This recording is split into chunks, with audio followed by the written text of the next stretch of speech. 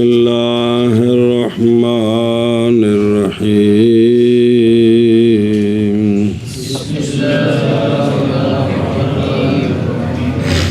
فإنه إذا تصور العلم برسمه وقف على جميع مسائله إجمالا حتى أن كل مسألة منه ترد عليه علم أنها من ذلك العلم تارے تو بھی ٹھیک ہے كما أن من أراد صبر صلی اللہ علی نبینا الکریم وعلی آلہ وصحبہ وبارک وسلم بسم اللہ الرحمن الرحیم اللہ یہاں جو مقدمہ ہے اس مقدمے سے مراد ہے مقدمۃ العلم تو مقدمۃ العلم تین چیزیں ہوتی ہیں علم کی تعریف علم کا موضوع علم کی یہ اما آ رہا ہے بھئی مقدمے سے یہاں مراد ہے وہ شے جس شے موقوف ہے جس شے پر علم میں یعنی منطق میں شروع ہونا یا مقدمے سے یہ مراد ہے یعنی علامہ نے یہ بیان کیا ہے پھر وہ تھا تینوں کو علیحدہ کیا اما بہرحال کہ توقف موقوف ہے علم کی تصور پر اب تصور پر کی تھی باس کہ تصور بے وجہ ما مراد ہے تو یہ مسلم ہے لیکن ثابت تو یہ کرنا تھا کہ یہ پوری تعریف پر موقوف ہے وہ نہیں ہوا اور اگر مراد ہے پوری تعریف تو پھر یہ اعتراض ہے کہ تصور بے وجہ ما جو ہو جائے تو شروع ہونا ٹھیک ہوتا ہے پورے رسم پر وہ جو ہے نا اس کا شروع ہونا موقوف نہیں ہے یہ دو سوال تھے سنیں ہی تو جواب یہ دیا تھا کہ اولا یہ ہے کہ یوں کہا جائے کہ ضروری ہے علم کا تصور علم پڑھنے سے پہلے علم کی پوری تعریف جاننا ضروری ہے تاکہ ہو جائے شارع فی العلم بصیرت پر علم کی طلب میں یہ بصیرت کی قید ساتھ لگانی چاہیے بصیرت کی تو اب ٹھیک ہے کہ علم میں شروع ہونا علی وجہ البصیرت یہ موقوف ہے علم کی تفصیلی تعریف پر علم کی سمجھے ہی انہوں نال جوڑ فَإِنَّهُ ہن سن کیونکہ جب مولوی لقمان منطق کی پوری تعریف جان لے گا منطق کی تو اب مولوی لقمان منطق کے جمی مسائل پر واقف ہو جائے گا اجمالاً جمی مسائل پر واقف ہو جائے گا اجمالاً 50 والی تعریف تو پڑھی اگے جی کہ آلتن قانونیتن تعصم مراتها تو سے پتہ نہیں چلتا کہ اس میں کچھ قوانین ہیں جو خطاب فکری سے بچاتے ہیں جی تو اجمالاً گویا کہ سارے مسائل پر وہ کیا ہو گیا واقف ہو جائے گا اب اس پر تفریح حتیٰ کہ ہر مسئلہ اس علم سے جو اس علم کی وہ تعریف پڑھ چکا ہے جو وارد ہوگا اس پر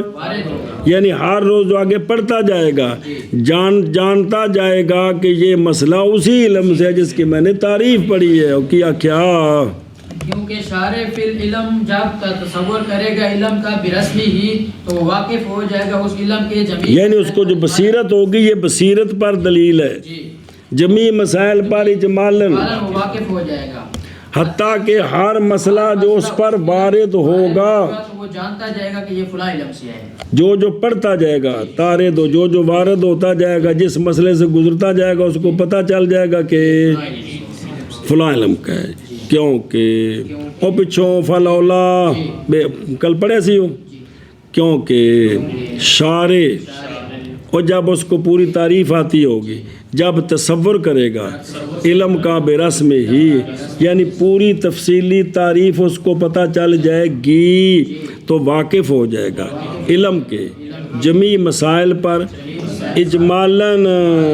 جی اس کا مطلب ہے صرف تعریف پڑھ کر آپ اجمالی نحوی بھی ہیں اجمالی صرفی بھی ہیں اور اجمالی منطقی بھی ہیں بلے بلے بے اجمالی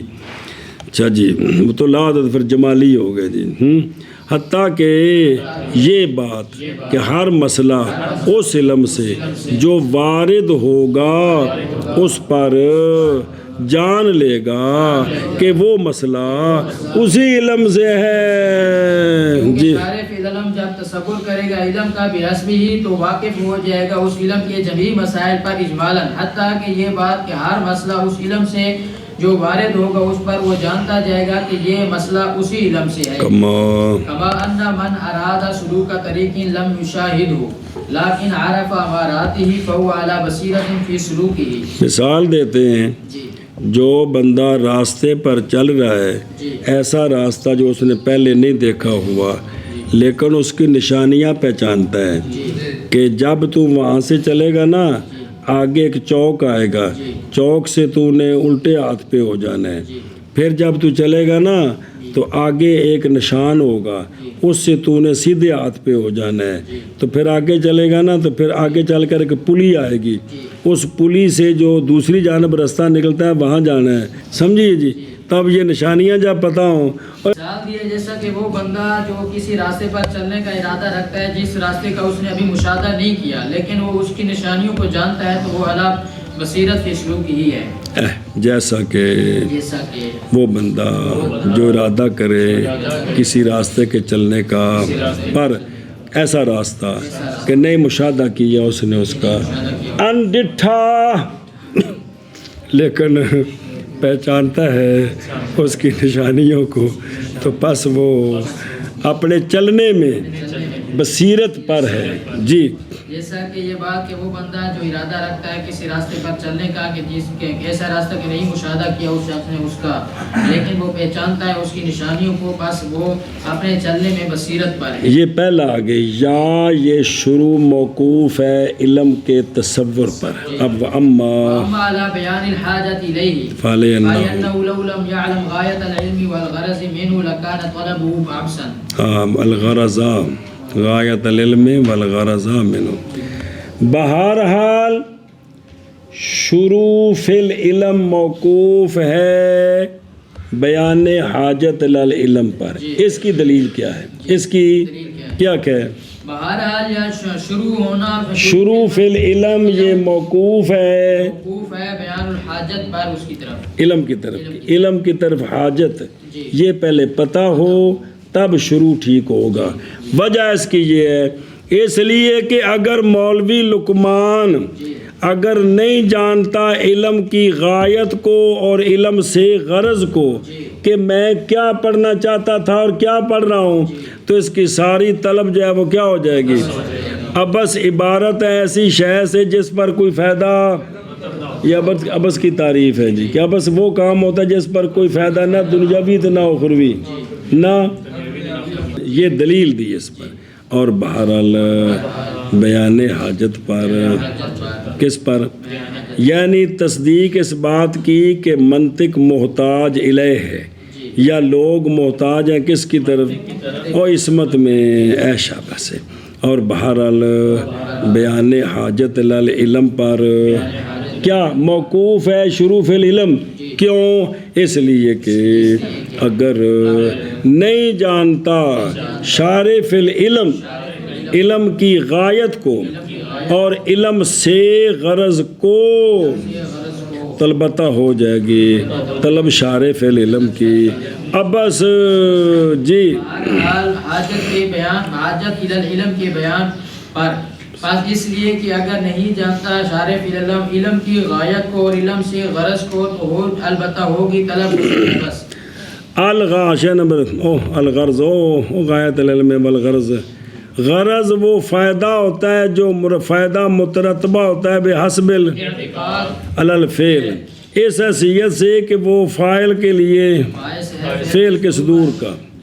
کہ وہ فعل کا فاعل سے فعل کے صدور کا جو باعث بنے اور پھر وہ مترتب بھی اس پر اس کو کیا کہتے ہیں؟ اور غایت وہ فائدہ ہے جو مترتبہ ہے فعل پر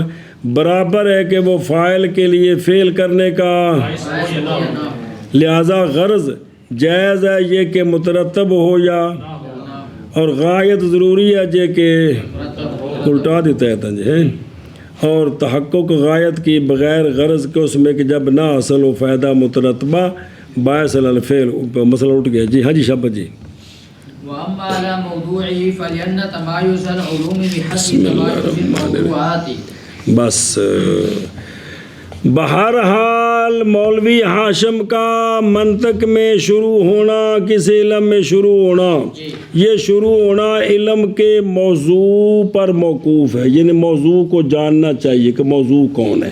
اس پر موقوف ہے۔ کیا کہ جی اور یا نہیں وہ اما یہ بہرحال یا نہیں ہے گا ابھی تین نے بھئی اس پر موقوف، اس پر ہر ایک علیحدہ علیحدہ وجہ بیان ہوئی اما،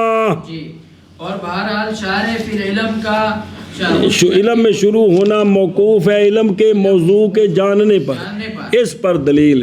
اس لیے کہ علوم کا تمایز، کیا شے؟ علوم کا تمایز، یہ موضوعات کے تمایز کے اعتبار سے ہے، موضوع علیحدہ علیحدہ ہے اس لیے علم سارے علیحدہ علیحدہ، اگر موضوع کوئی نہیں جانتا تو علوم کیسے علیحدہ ہوں گے جی؟ ہاں جی شاباش جی۔ وجہ یہ ہے کہ علوم کے تمایز موضوعات کے تمایز کے اعتبار سے ہوتے ہیں، اس لیے بلا وجہ البصیرت شروع ہونا کس پر؟ موضوع کے جاننے پر بھی، کہ اس علم کا موضوع فلانی شے ہے جس کے عوارض ذاتیہ سے اس علم میں، اور بہرحال علم کے موضوع پر اے اللہ معرفت موضوعی، علم کے موضوع کی معرفت شروع فی العلم کیا ہے؟ کیوں؟ اس لیے کہ علوم کا تمایز کی شے، علوم کا بسم اللہ الرحمن الرحیم موضوعات کے تمایز کے اعتبار سے ہے، کے تمایز کے اعتبار سے ہے، ہاں جی شاباش جی۔ بہرحال اس علم کے موضوع پر، بس اس لیے کہ علوم کا تمایز موضوع کے تمایز کے اعتبار سے ہے، کس کے اعتبار سے ہے؟ موضوع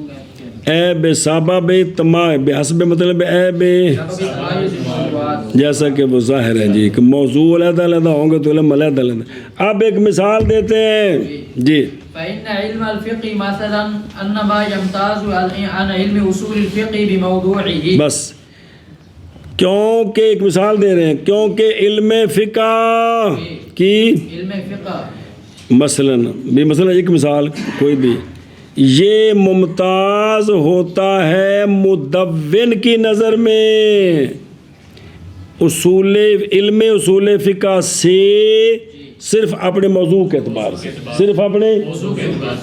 ورنہ دونوں میں مسائل ہیں دین کے جی۔ کیا جی؟ کیونکہ علم فقہ مثلا یہ محض ممتاز ہوتا ہے مدون کی نظر میں علم اصول فقہ سے اپنے موضوع کے اعتبار سے، اپنے اب لینا سا کے دلیل آ رہی، کیونکہ علم الفقہ اور مثلا محض ممتاز ہوتا ہے اصول فقہ کے علم اصول فقہ سے اپنے موضوع کے سبب سے